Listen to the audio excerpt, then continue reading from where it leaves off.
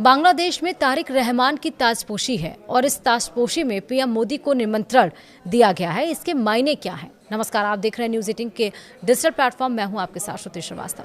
बांग्लादेश चुनाव में Bangladesh nationalist party यानी कि बीएनपी को बहुमत मिला है और बीएनपी के चेयरमैन और पूर्व प्रधानमंत्री खालिदा जिया के बेटे तारिक रहमान मंगलवार को प्रधानमंत्री पद की शपथ लेंगे। 17 साल के निर्वासन के बाद बांग्लादेश लौटने वाले तारिक रहमान देश की कमान संभालेंगे। तारिक रहमान की वापसी से न केवल बांग्लादेश को उम्मीद है बल्कि भारत भी काफी आशावादी है। मंगलवार को तारिक रहमान की ताजपोशी है। भारत के प्रधानमंत्री नरेंद्र मोदी को तारिक रहमान के शपथ ग्रहण समारोह में आमंत्रित किया गया है। भारत के अलावा पाकिस्तान, चीन, मालदीव, सऊदी अरब, तुर्की, यूनाइटेड अरब अमीरात, Brunei, Qatar, Malaysia, Sri Lanka, Nepal और भूटान के राष्ट्राध्यक्षों को शपथ ग्रहण समारोह में बुलाया गया है। हालांकि प्रधानमंत्री नरेंद्र मोदी ने ढाका जाने की उम्मीद कम है क्योंकि 17 फरवरी को मुंबई में फ्रांस के राष्ट्रपति इमैनुअल मैक्रों के साथ उनकी द्विपक्षीय बातचीत होनी है। मामले से जुड़े लोगों के मुताबिक बांग्लादेश के अगले प्रधानमंत्री के शपथ ग्रहण समारोह में नई दिल्ली की तरफ से विदेश मंत्री या उपराष्ट्रपति जा सकते हैं। लेकिन बांग्लादेश चुनाव के बाद बीएनपी को बहुमत मिलने के बाद भारत और बांग्लादेश के रिश्तों में सुधार की आशा बढ़ी है और यह आमंत्रण भारत और बांग्लादेश के बीच सुधरते रिश्ते की ओर बढ़ते कदम का संकेत दे रहा है। बांग्लादेश चुनाव के बाद बीएनपी को बहुमत मिलने के बाद भारत के प्रधानमंत्री नरेंद्र मोदी ने तारिक रहमान को तुरंत बधाई दी। कई तरह के रिश्तों, प्रजातांत्रिक तरक्की और साझा विकास लक्ष्यों की उम्मीद जताई। रहमान ने आपसी सम्मान, तीस्ता पानी के बंटवारे, आतंकवाद के खिलाफ सहयोग और हिंदू अल्पसंख्यकों की सुरक्षा जैसी मुश्किल मुद्दों को सुलझाने की इच्छा का संकेत दिया। वहीं शेख हसीना की सरकार गिरने के बाद एक तरफ बांग्लादेश में अल्पसंख्यकों पर अत्याचार बढ़े हैं तो दूसरी तरफ भारत के साथ देश के रिश्ते भी खराब हुए हैं। हालांकि बांग्लादेश के पूर्व प्रधानमंत्री खालिदा जिया के निधन के बाद भारतीय विदेश मंत्री एस जयशंकर उनके अंतिम संस्कार में शामिल हुए थे और प्रधानमंत्री नरेंद्र मोदी ने तारिक रहमान को संदेश भेजा था। तब से दोनों देशों के रिश्ते सामान्यकरण की ओर बढ़े हैं।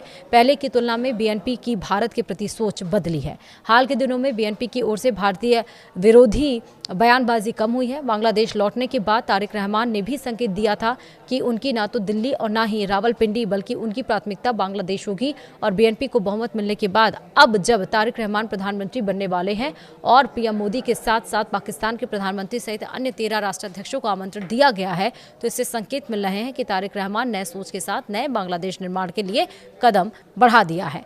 हालांकि दोनों देशों के रिश्तों को सुधारने को लेकर कई चुनौतियां भी हैं। आपसी शक और सोच विचार की रुकावटें गहरी हैं। दोनों देशों के बीच रिश्ते सुधारने के लिए यह जरूरी है कि दोनों देशों के बीच पहले विश्वास पैदा हो और इससे पहले भारत के विदेश मंत्री की ढाका यात्रा इसी की कड़ी थी और अब तारिक रहमान के शपथ समारोह में पीएम मोदी को आमंत्रित किया जाना बीएनपी द्वारा रिश्तों को सौहार्दपूर्ण बनाए रखने की इच्छा को जताता है। यह दोनों देशों के हित में है कि रिश्तों में सुधार हो। हाल के दिनों में रिश्तों में तनाव के बावजूद दोनों देशों का व्यापार मजबूत बना हुआ है। पिछली पाबंदियों के बावजूद वित्तीय वर्ष 2024 से 2025 में भारत और बांग्लादेश के बीच व्यापारिक संबंध मजबूत हुए हैं। लेकिन जमात के नेतृत्व वाला मजबूत विपक्ष और नेशनल सिटीजन्स पार्टी यानी कि एनसीपी भारत द्वारा हसीना को पनाह देने से नाराज बीएनपी पर बड़ी छूट न देने का दबाव डाल सकते हैं। जमात का पाकिस्तान के पक्ष में पुराना झुकाव इस्लामाबाद के साथ द्विपक्षीय रिश्तों पर जोर दे सकता है जिससे भारत की खास असर डालने की पसंद मुश्किल हो सकती है और इसलिए नई दिल्ली को अब बांग्लादेश की स्ट्रैटेजिक ऑटोनॉमी को मानते हुए सिर्फ सत्तारूढ़ दल पर फोकस करने के बजाय सबको साथ लेकर चलना होगा। दूसरी ओर आवामी लीग की सरकार के पतन के बाद से शेख हसीना भारत में शरण ले रखी हैं जिन्हें 2024 की कार्रवाई के दरमियान मानवता के खिलाफ कथित अपराधों के लिए नवंबर 2025 में उनकी गैर मौजूदगी में मौत की सजा सुनाई गई थी। बांग्लादेश की ओर से लगातार उनके प्रत्यार्पण की मांग की जा रही है तो वहीं बीएनपी ने इसे संप्रभुता का मुद्दा और राजनीतिक बदले की भावना का प्रतीक मानते हुए फिर से उनके प्रत्यार्पण की मांग कर सकती है और यह भारत और बांग्लादेश के रिश्तों के बीच एक रुकावट पैदा हो सकती है।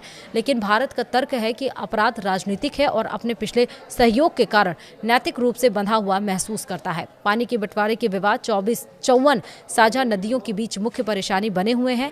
गंगा जैसे कि फरक्का वाटर ट्रीटी 1996 वाला दिसंबर 2026 में खत्म हो रही है। बांग्लादेश का आरोप है कि भारत फरक्का से डेटा ट्रांसपेरेंट नहीं करता और सूखे मौसम में पानी का बहाव कम होता है जिससे खारापन बढ़ता है और सुंदरबन के इकोसिस्टम को नुकसान होता है। भारत क्लाइमेट चेंज, पानी का बहाव कम होने और घरेलू ज़रूरतों का हवाला देते हुए फिर से बातचीत करना चाहता है। डेटा शेयरिंग पर बातचीत शुरू हो गई है, लेकिन अब इस मुद्दे पर दोनों देशों की राजनीतिक इच्छा शक्ति जरूर होगी। हालांकि जब जल बंटवारे के मुद्दे के बहाने दोनों देश अपने हितों के साथ कुछ समझौता कर रिश्तों को सामान्य करने की पहल करने का संकेत दिया है। वीडियो में इतना ही। नमस्कार।